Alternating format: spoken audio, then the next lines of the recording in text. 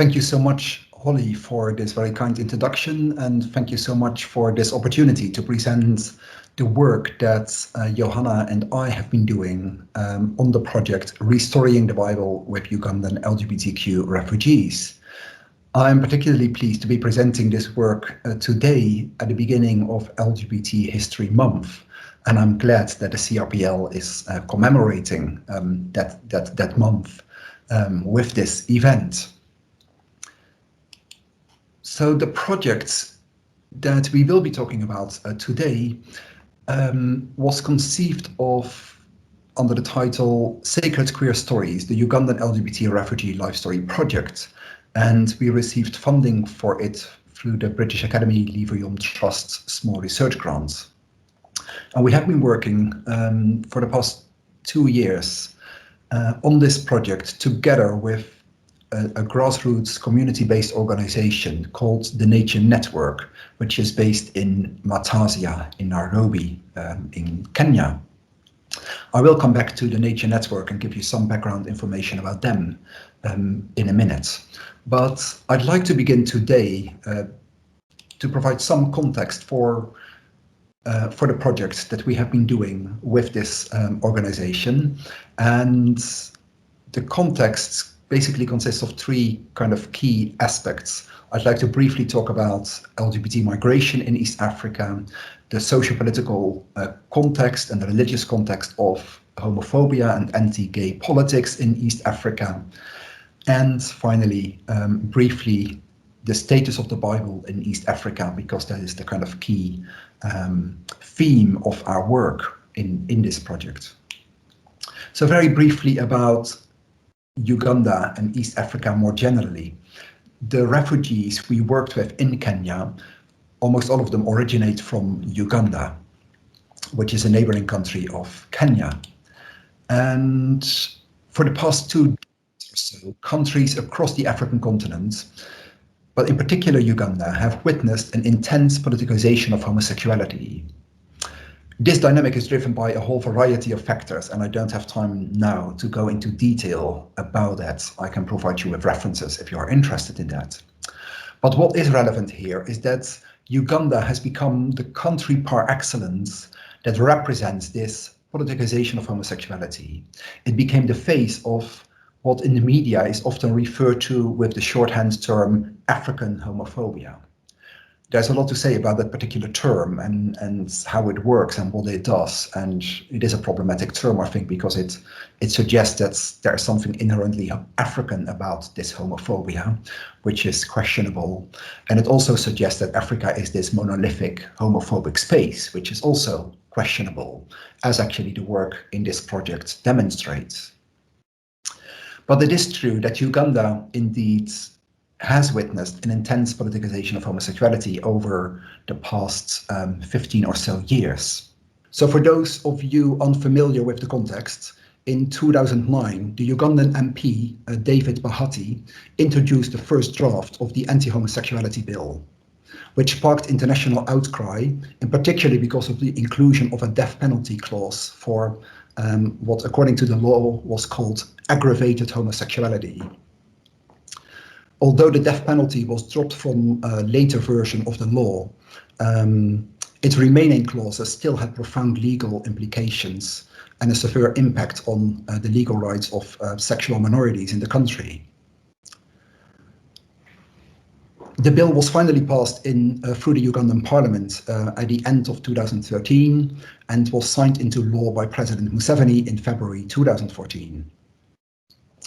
According to Stella Nyanzi and Andrew Karamagi, the anti-homosexuality bill became a paradoxical symbol of nationalism, sovereignty, economic autonomy, Africanness, traditional culture, Christian conservatism, propriety, deviant sexualities, foreign intervention, and neo-imperialism.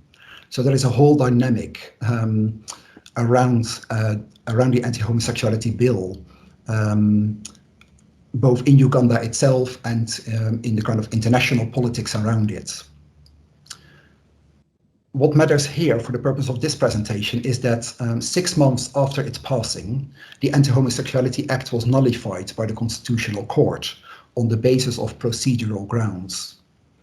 There have been rumors, and they keep coming up every time, that the bill will be introduced in Parliament, but so far this hasn't happened. So although the act is not in place at the moment, the pre-existing British colonial anti-sodomy acts are still in place in the country. So same-sex relationships are criminalized and have been for decades. Also, the kind of socio-political climate that the anti-homosexuality bill reinforced and fueled, of a very strong anti-queer or anti-LGBT sensitivity, of course, didn't disappear after the bill had been nullified itself.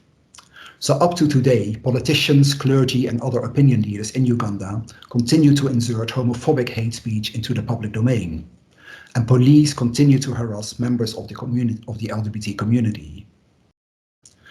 So as a result of those dynamics, many LGBTQ Ugandans felt that their home country was no longer safe. There have been numerous cases of police and mob violence, of systematic stigmatization, discrimination, and intimidation of LGBT communities. So it is against this background of a hostile environment that many decided to leave the country in search for a safer future. Neighboring Kenya was deemed the best option, in spite of the fact that Kenya itself also has the same British colonial anti-sodomy laws that are intact in the country.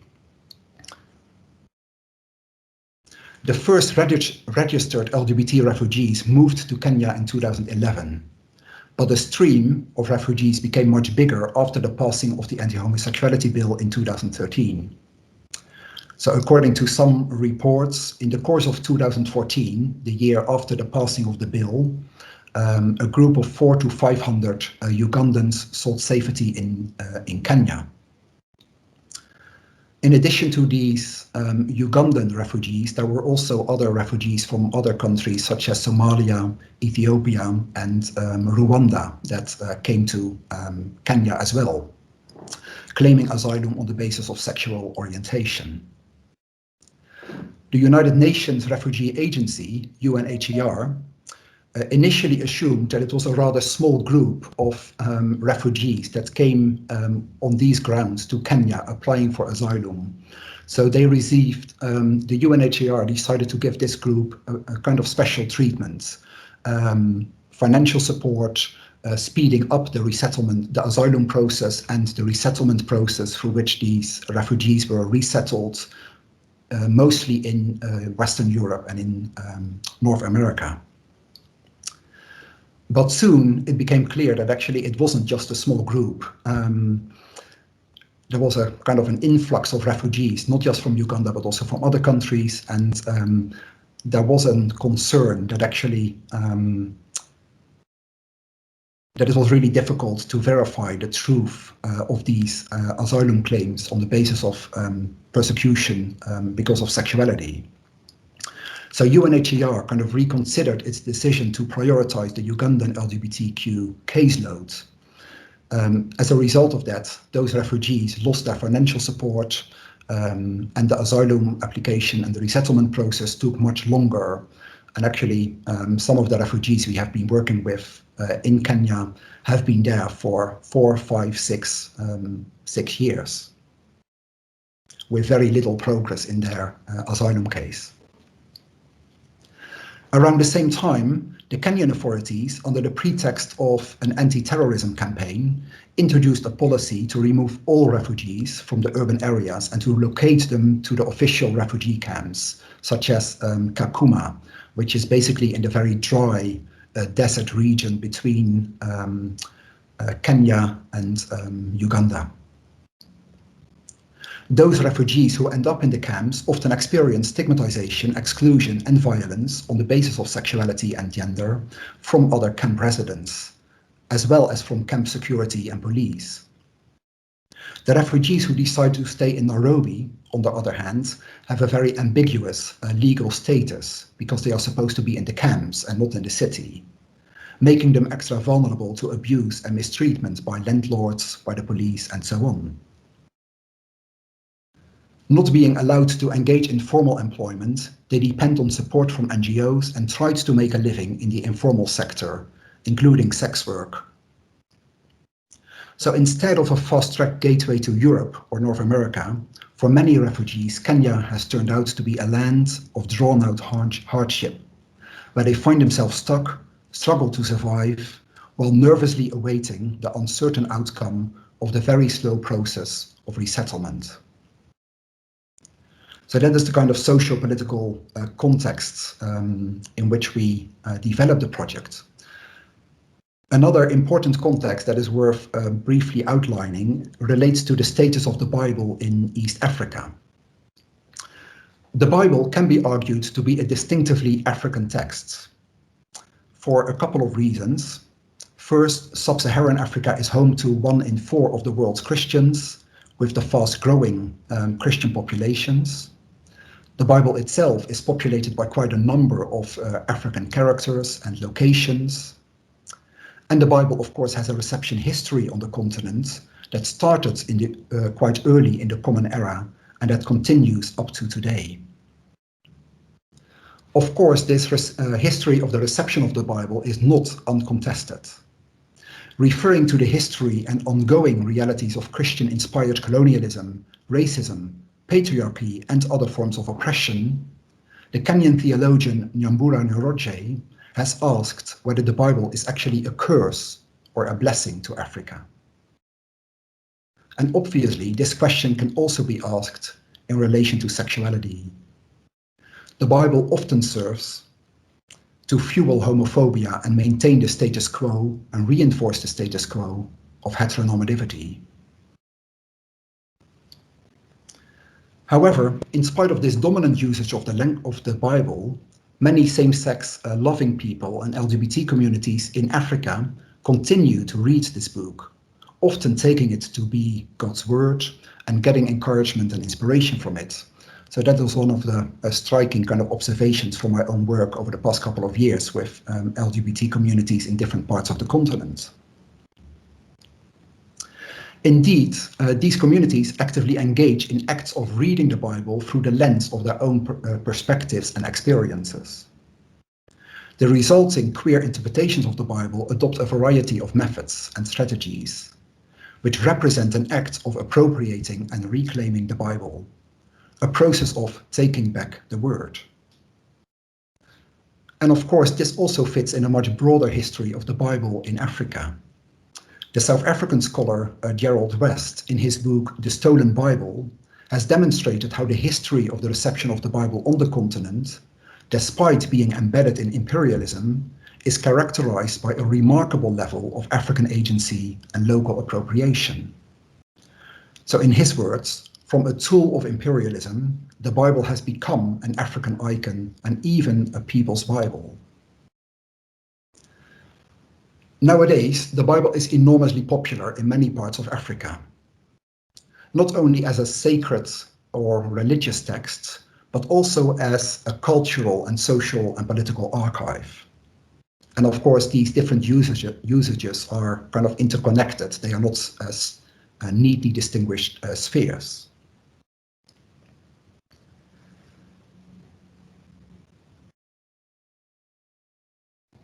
People may not necessarily read the Bible on a daily basis or on a weekly basis for themselves, but they often are familiar with biblical stories, which they may remember from growing up in church or in a Christian family and from school.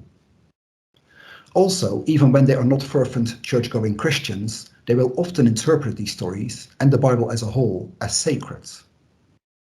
That is, they will take its divine status as self-evident and are not likely to question its authority. As we will discuss later, this was certainly the case with our community of Ugandan LGBT+ refugees. So briefly about the Nature Network, which is the organization we worked with in Nairobi. In the Nairobi urban area, there exists a couple of community-based organizations that have been established by refugees themselves, through which they seek to organize themselves, empower themselves, and engage in fundraising and other kind of empowering activities, income generation activities, etc. One of these organizations is the Nature Network. And I met members of the Nature Network while I was doing research for my book, Kenyan Christian Queer, back in 2015. And I befriended several of them during my fieldwork and stayed in touch with them. So actually, I was part of the event where the Nature Network was officially launched in early in 2016, if I remember correctly, and have been kind of following the organization since then. The Nature Network is based in Matazia, which is a semi-urban town in the lush outskirts of Nairobi, in the Nairobi urban metropolitan area. It is about 20 miles away from Nairobi city centre, which is quite a distance. And depending on traffic, it can easily take 1 hour by car or 2 hours by public transport to get into the city. The community house offers residence to a fluctuating number of people, ranging between 15 to about 30.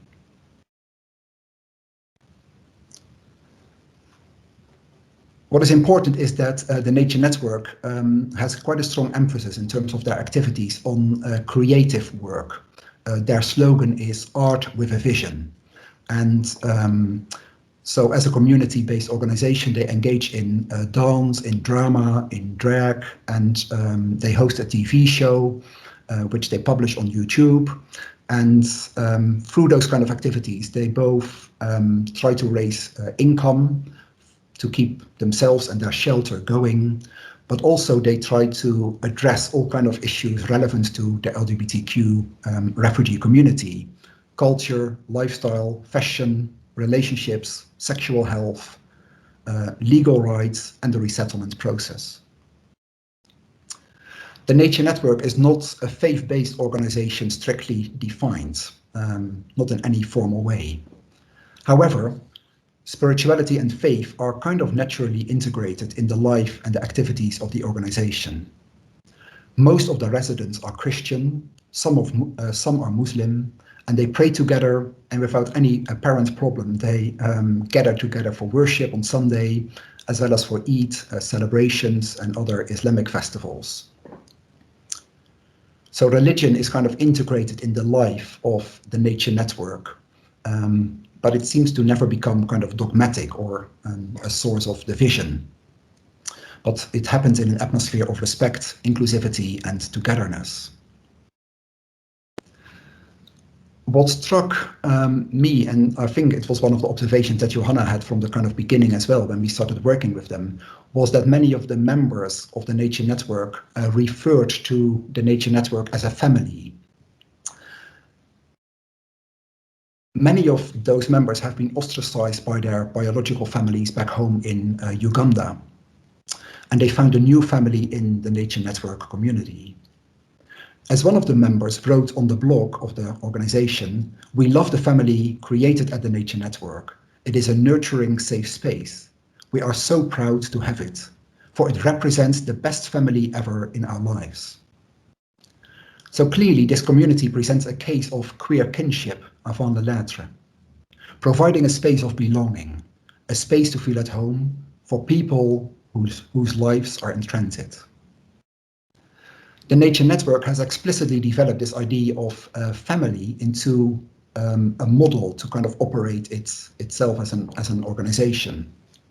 So they operate according to what they call a family-based therapy model, which centers around the principles of mutuality, dialogue, dignity affirmation, acceptance, inclusion, and candid reflection.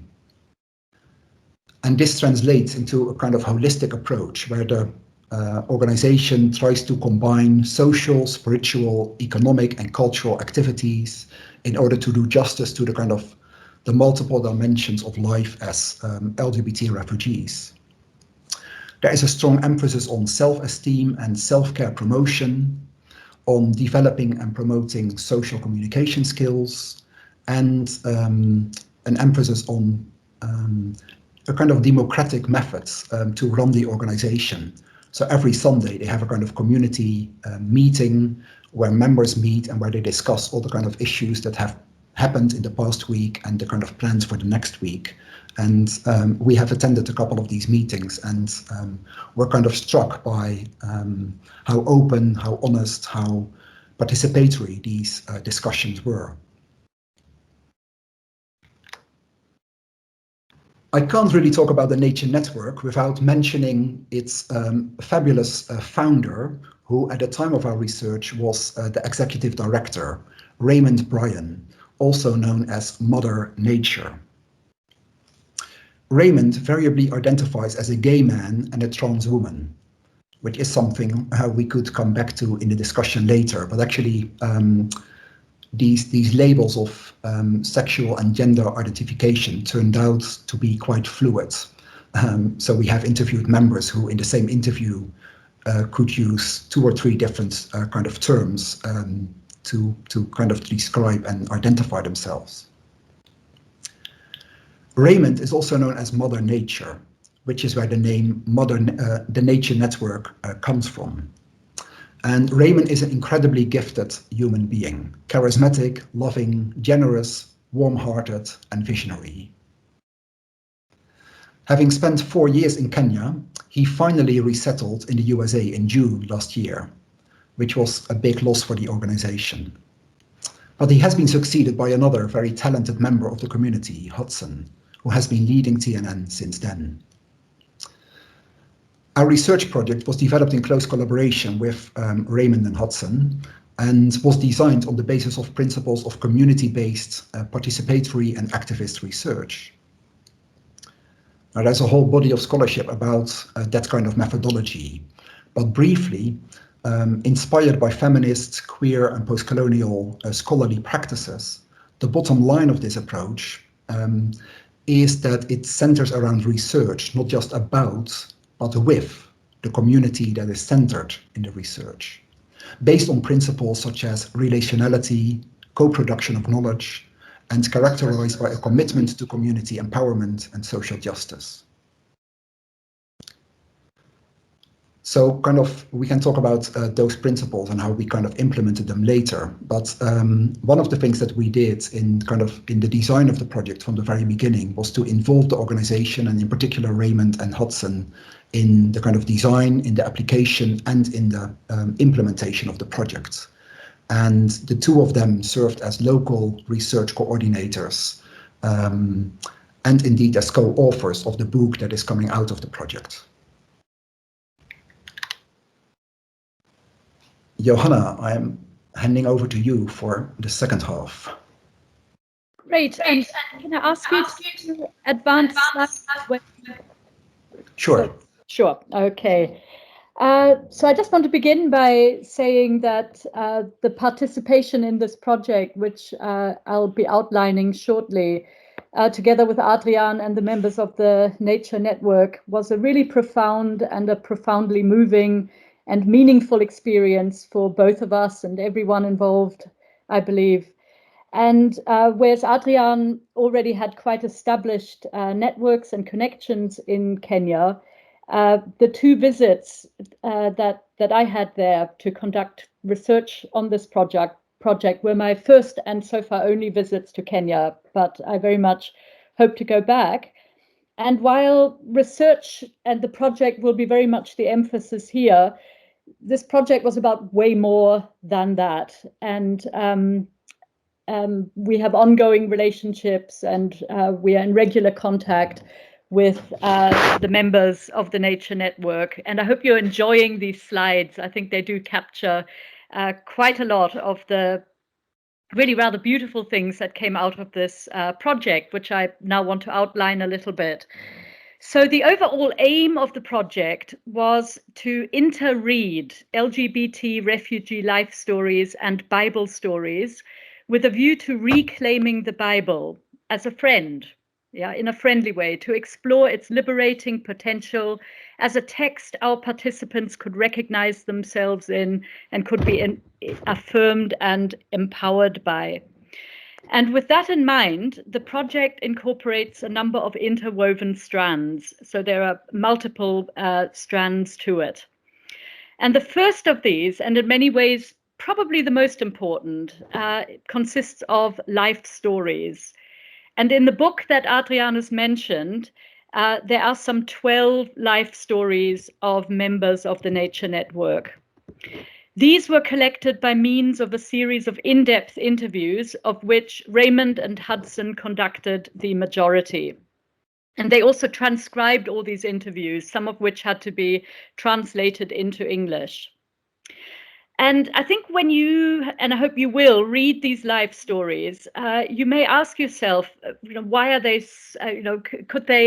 were they edited or something? Because they're so beautiful, they're so highly crafted, they're so good. And I think there are a number of reasons why that is the case, why these stories are so vivid, so memorable, so beautiful. And I think the first reason to mention here is that storytelling is a practice with extremely deep roots in very many African traditions. Secondly, not only that, but life storytelling is a part of the interview process for the refugees. All of them have to get used to, and all of them have to get adept at explaining who they are and why they are in need of sanctuary and resettlement. If a refugee is to have any shot at resettlement, they have to get used to and good at telling their stories, including and sometimes especially the very intimate aspects of those stories. And so all the life storytellers in our project are remarkable people with remarkable stories. And what you end up reading in those life story interviews is indeed very lightly edited. The only thing that's been removed are interviewers' prompts, repetitions, and conversation fillers, and ahs and ums and laughs and things like that. Also to mention here is that storytelling has recently been adopted as an activist method in African LGBT circles, and this is beginning to form a very rich archive of queer African stories. And the life stories that we collected as part of this project add to this archive. So that's the first strand, the life stories collected. But the second strand comes from the Bible.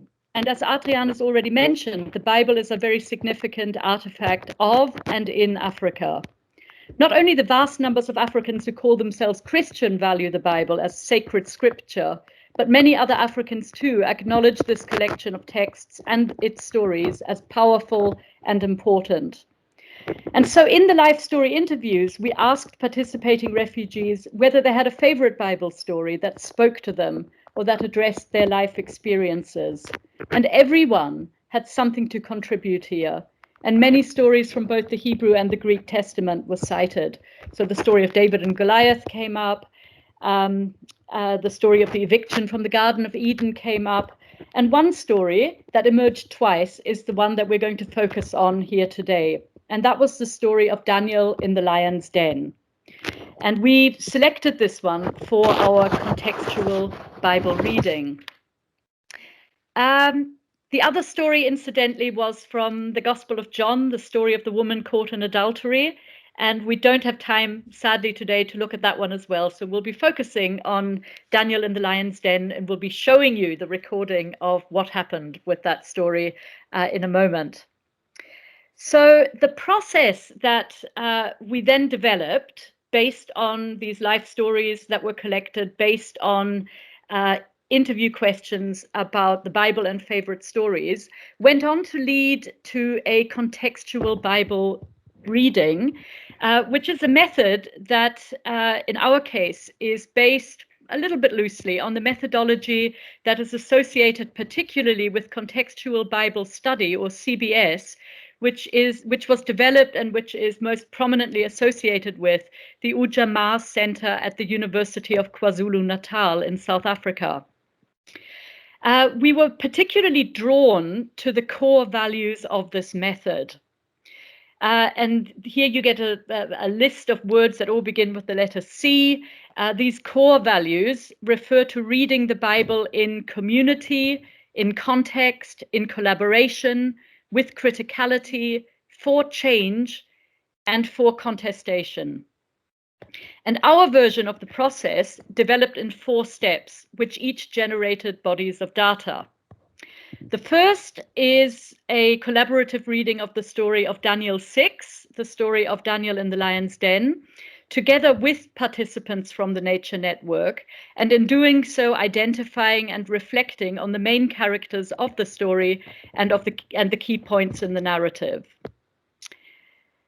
Let's have the next slide, please. Yeah. Second, we had group discussions about how the story could be linked to participants' life situations and experiences as LGBT people and refugees, and how these could be then restoried in the contemporary context. By restorying, we mean a process where personal stories react to and interact with sacred stories, and in doing so engender new stories. Third, we then aimed at developing this new story into a drama script and acting this out through community-based theatre. And fourth, in the weeks following this creative group process, we did a couple of follow-on interviews which were conducted with individual participants. And these follow-up interviews were for the most part unlike the life story interviews conducted by Adriaan and myself.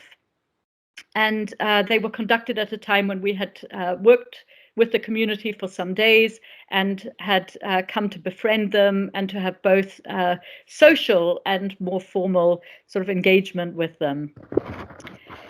So the resulting drama play that came out of this is called Daniel in the Homophobic Lion's Den. I'm actually going to come back to the term on the slide there, the hermeneutics of trust versus the hermeneutics of suspicion, a little bit later. So let's move on to the next slide to say a little bit about the drama play.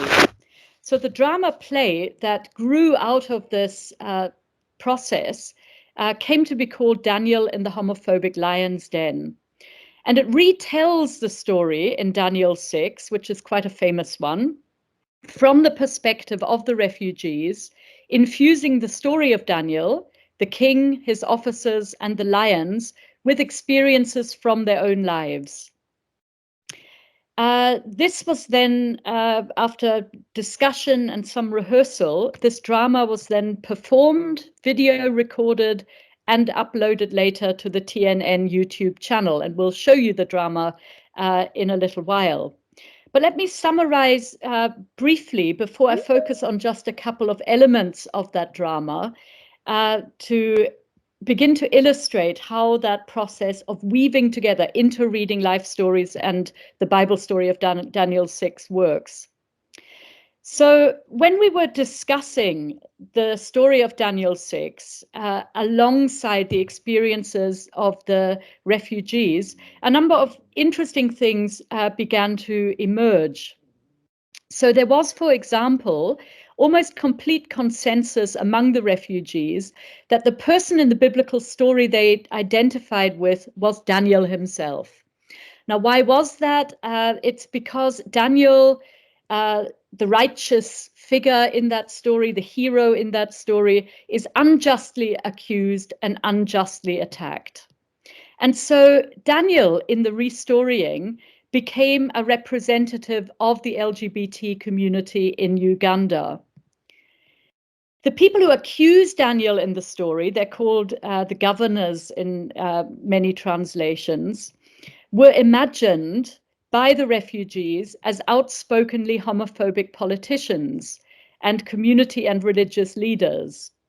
Whereas the king, who's Darius in the biblical story, was, he's a figure who complies reluctantly with his governor's demands, but is nonetheless persuaded by them.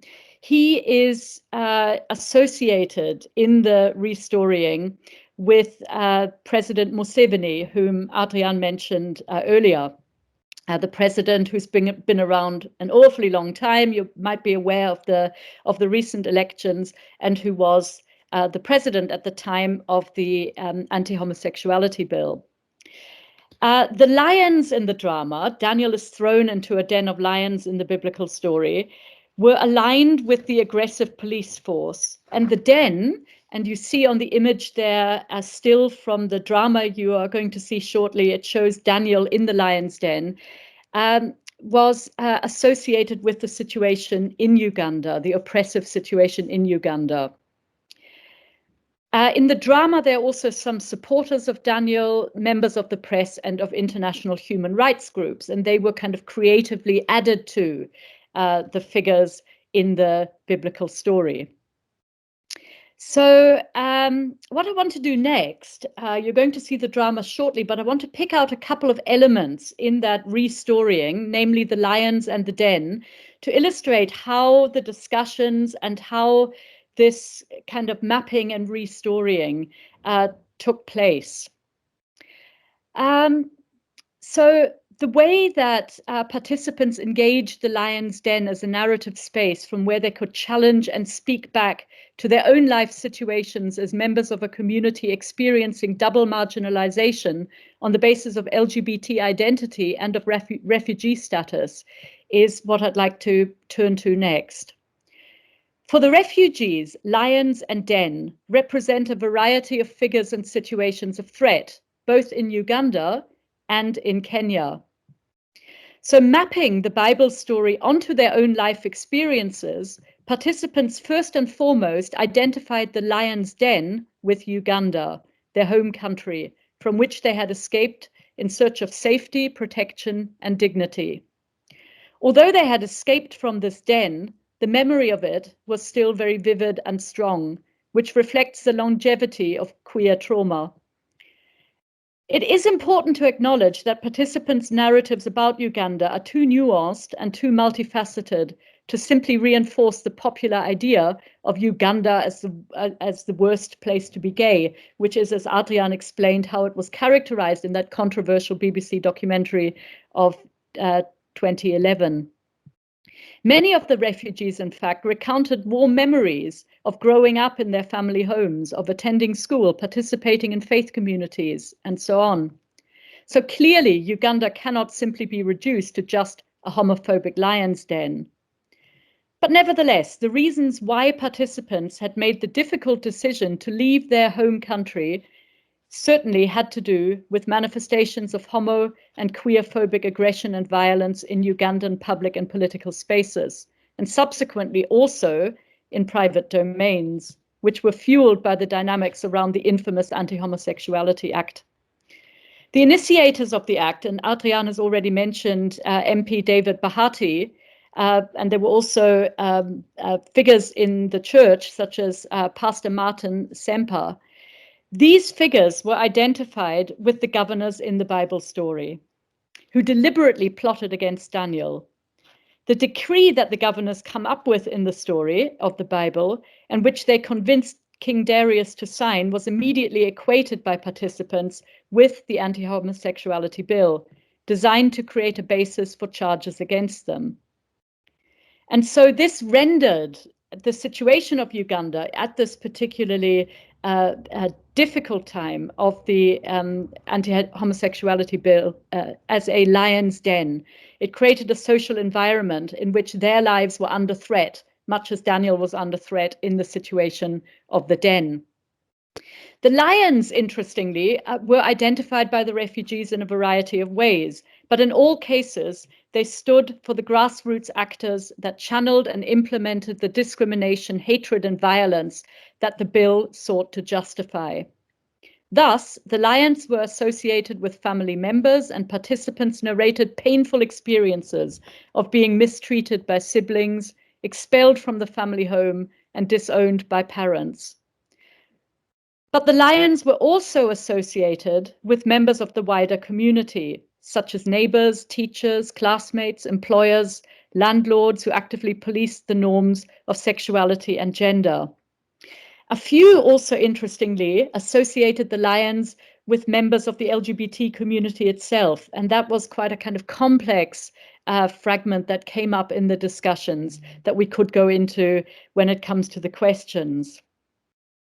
But eventually in the drama, the lions were characterized as police. So there's probably a number of reasons why ultimately family and community, while also recognized as being like the lions, were not selected. Probably because family, community members, those are people where there are interwoven positive as well as negative experiences, and therefore navigating the loyalties and hurt was going to be more difficult.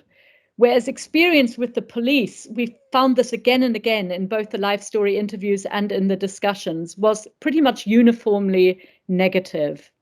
Very many of our participants came up with first-person accounts of harassment and persecution by the Ugandan police, of being arrested and kept in jail, often without any recourse to legal processes. And so the identification of the lions with the police and of the lion's den with a police cell made it into the drama play. But Kenya, in the understated words of many of the refugees, is not like heaven either. And so the den was not only Uganda, but also, as it emerged in discussions, widely associated with Kenya also.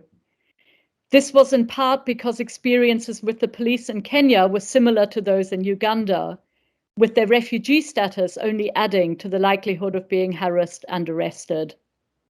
The latter is reinforced by the encampment policy introduced in 2014, according to which refugees are to stay in specifically designated camps, which they are not allowed to leave.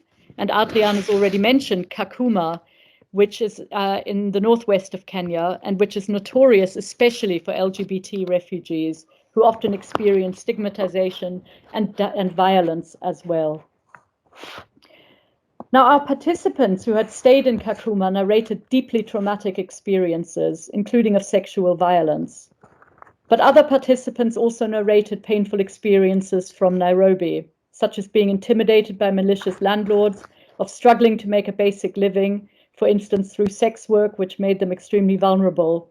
There were even reports of unsympathetic treatment by the refugee agencies that are supposed to support their well-being and to take care of their resettlement process. Thus, the Lion's Den was associated with the precarity of life as LGBT refugees more generally, with participants narrating feeling like a prisoner and concluding that Kenya is our host country, but it is also a den. Now, I think in order to have time to see our play, which I think is coming up next, I should wrap it up there. Yeah. So I've said a little bit about who the lions are in the kind of retelling, and you'll see that in a moment, and who the den is. Let me say a little bit about speaking back prophetically, though, because I think that's probably quite important to mention. Speaking back prophetically, I think, let me just abbreviate this here. Prophets in the Hebrew Bible are interesting figures in that they are, on the one hand, people who speak to the present, often very critically, often particularly to figures of authority, like kings, for instance. But they also have a future-directed message that is very often directed at hope, is directed at things getting better. And so what you will see in the drama in a moment, and what we mean by prophetically, is that our refugees are doing something similar here. They're both speaking against the injustice of the present, but they're also looking forward to a better future. So let me abbreviate it there, and I think now is the time for you to see the drama that came out of it.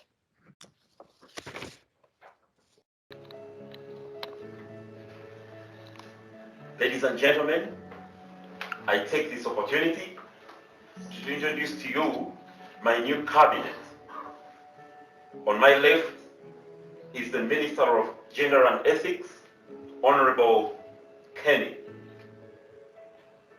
Next to Honorable Kenny is the Minister of Internal Affairs, State, Honorable K. Mark. Next to him is the Honorable Minister of State of Presidency, the Honorable Joseph. And next is Minister without portfolio, but also the Speaker of Parliament, as well as the soon-to-be Ambassador Plenipotentiary, Honorable Rebecca Kadaga.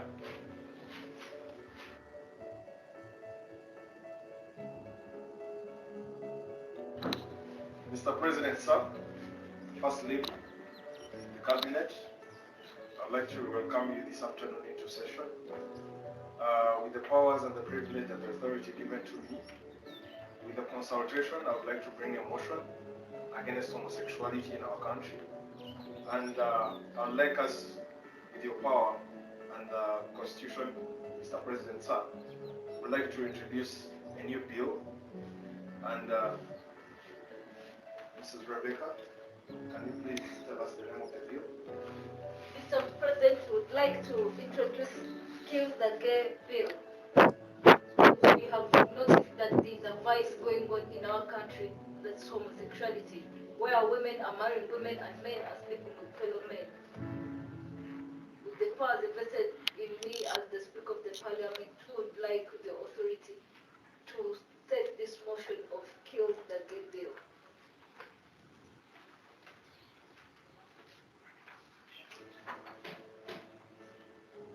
I'm glad I've got this bill in place. I've been hearing about this thing of these people who decide to love. How do you leave a beautiful woman and then love a man? This is what I was wondering about too.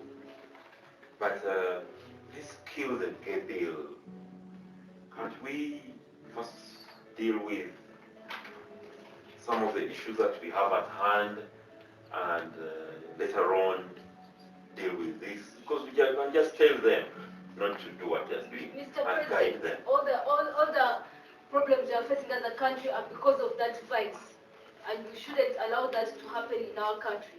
The famine, the floods, everything is because of that. Mr. President, sir, I am really privileged to be here.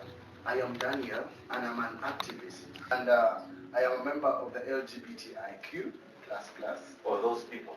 Yes, we are the people, and I beg to really introduce ourselves as people. We are your voters.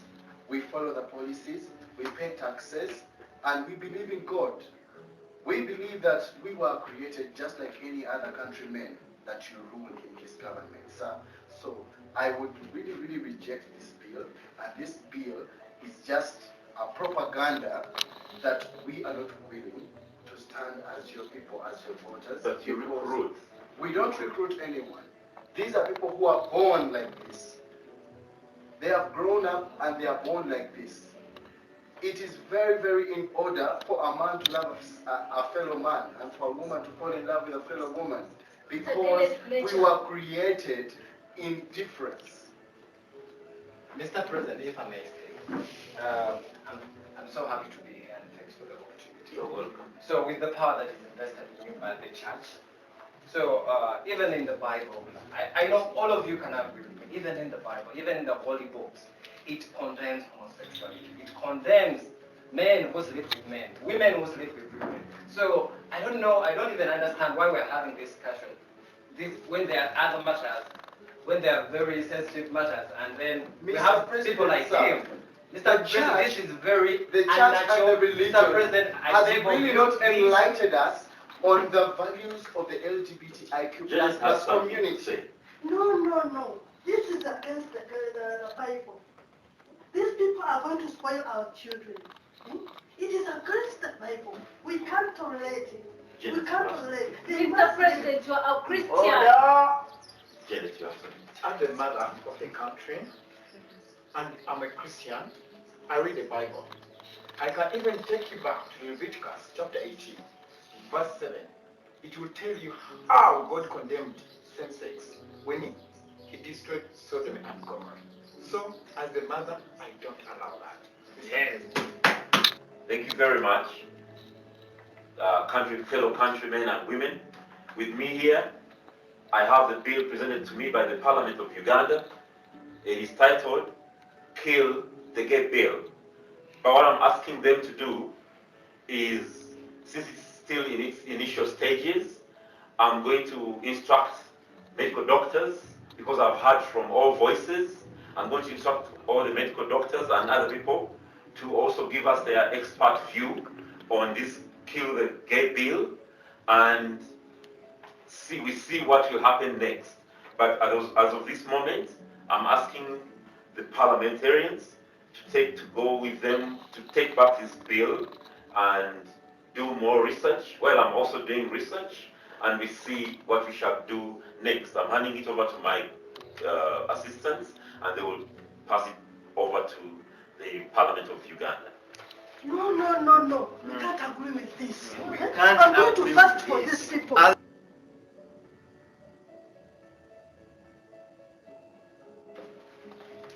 Mr. President, sir, I would like to take this opportunity to introduce to you the anti-homosexuality bill.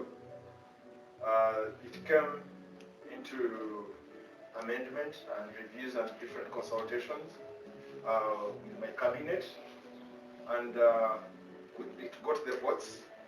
Members agreed after the consultation that we should have the law against homosexuality in our country.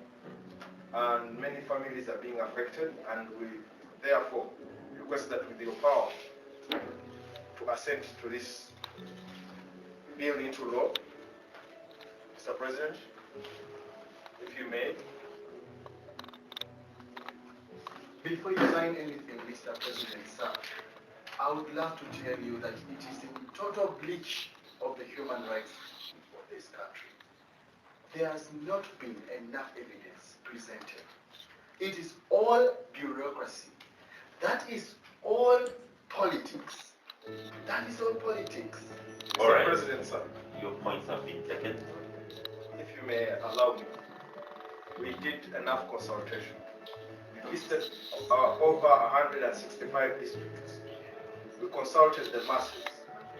We found out that this act is evil, biblical, even in terms of our culture, our customs and norms. It will be a privilege, Mr. President, especially now that we have incoming elections. It will even give you more votes because you're going against the vice. Mr. President, sir, it is so political. We, the homosexuals, we have voted for you over and over. You'll be leaving us out. Don't throw us out the door. We are your people. We've campaigned for you, and we deserve the rights of this country. All right, there are proper channels through which you can go through. This is a democracy, but by the powers invested in me, and because it has gone through all the processes in Parliament and popular outside the Parliament through popular assent, I want to append my names on this anti-homosexuality bill for it to become law. Hallelujah! Eventually our prayers have been answered. God is a living God. Thank you, Mr. President. Right now, see what is happening at the State House. The president just signed the anti-homosexuality bill. See what is happening, maybe. Hi. I want your take on this. What do you feel when the president just signed the anti-homosexuality bill? I would really not support what has come out. Sure. It is really barbaric. This rule did not have to even become a rule. Sure. As an LGBTI, we are really so We don't support that. We don't support this. Pastor, what you're saying on this is very, I'm so happy with my president today. I'm happy to be a citizen of this country. This is very nice. Right now, let me just have a I'd like to say that this has been a wonderful day, that we have won the battle against homosexuality, and have a real life press that has been passed against homosexuality, and we believe that anyone who breaches this law shall be imprisoned. But don't you have kids who are? No, in our customs, this is a good law and should continue existing. Thank you, Mr. President.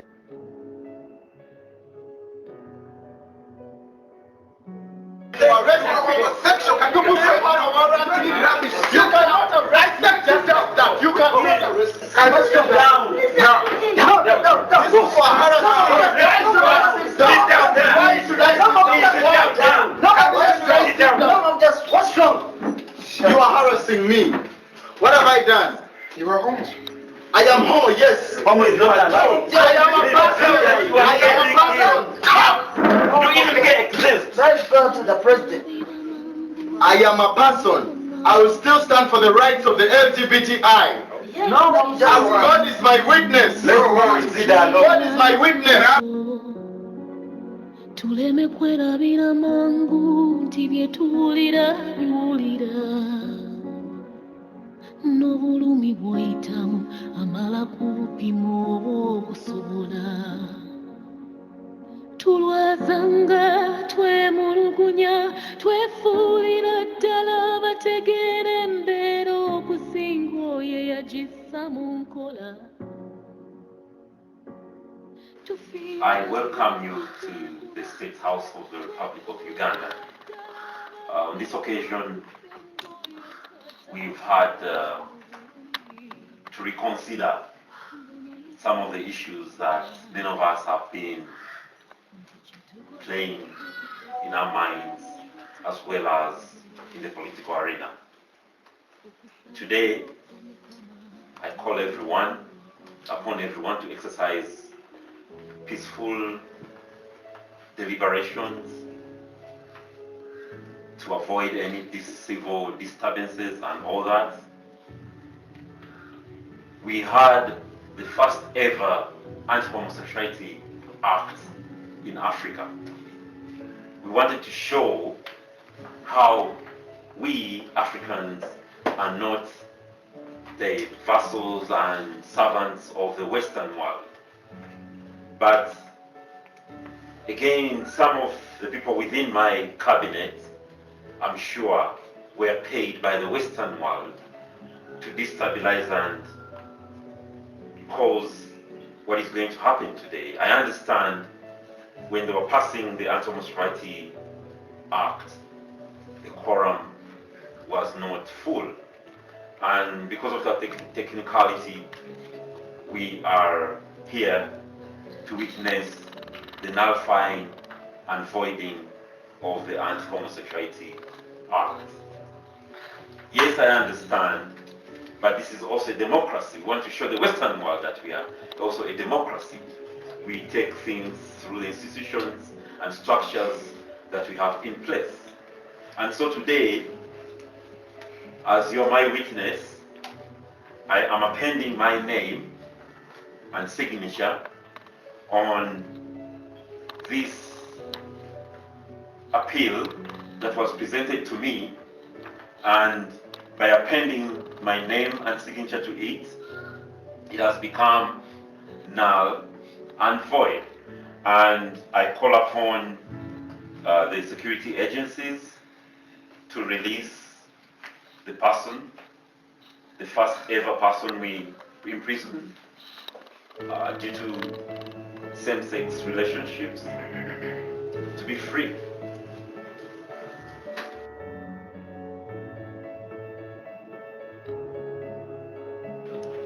Daniel, yes, you have been released by the president. Oh, you're free. I knew this would happen. God has helped me. I knew I would get up by the power of God.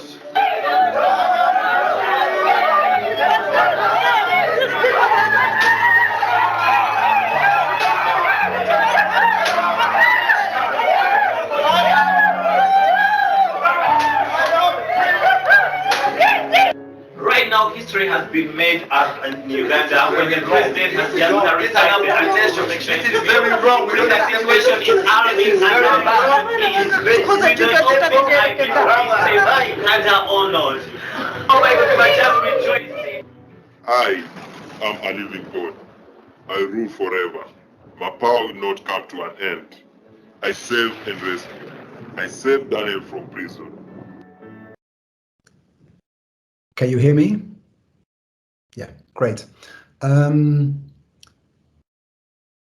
So for the purpose of time, I think we are going to wrap up the presentation. I had quite a lot of fun in coming up with the title of this slide, Happy Endings and Hermeneutics of Trust. If you are interested in the kind of discussion that we develop in the longer paper and in the book about hermeneutics of suspicion versus hermeneutics of trust, etc., let us know, and we are happy to share the paper with you. But basically what we do, just in a kind of nutshell, the term hermeneutics of suspicion was coined by the feminist biblical scholar Elisabeth Schlussler-Fiorenza, which is basically a kind of a model of a critical deconstructive approach to the biblical text, and which we bring into conversation with another kind of approach, which is called hermeneutics of trust, which is a term that we borrow from the Cameroonian biblical scholar, feminist biblical scholar, Alice Yaffa Day. And we apply the kind of comparison between these two different approaches to a contextual Bible study about the theme of homosexuality that has been developed by the Ujamaa Center that Johanna mentioned earlier, and our own approach in this particular project. So where the Ujamaa Center Bible study kind of applies a hermeneutics of suspicion towards the so-called clobber verses, the texts in the Bible that are often used against homosexuality, and read those texts with LGBT communities and to kind of deconstruct the text together with them. In our project, we used a different kind of Bible text, a different genre of Bible text, stories that are not about homosexuality as such, but that were proposed by our participants in the first place as texts that they could identify with and that they took inspiration from. So we kind of make a comparison between these two different approaches, the two different results that the two kind of approaches to the text, to the Bible, kind of generate. And of course, the happy ending of the video, of the drama where Daniel is liberated, every time I'm watching it again, it kind of brings tears to my eyes, just because the joy of the moment that we were kind of performing that play comes back in my memory, but also because the participants themselves in the kind of interviews and in the discussions that we did afterwards narrated how they felt empowered by enacting the Bible story in this way with this positive ending, and how they kind of could appropriate the biblical story about Daniel's liberation from the lion's den onto their own situation, where the liberation from the den comes to symbolize different meanings. In some cases, the liberation of Uganda being liberated from homophobia. In some cases, it was applied in terms of their upcoming resettlement, where America or Europe was seen as the kind of the liberation of the den. So in different cases, participants kind of applied the hope and the positive message from Daniel's liberation onto their own lives, onto their own hopes. So I think we can just leave it for here.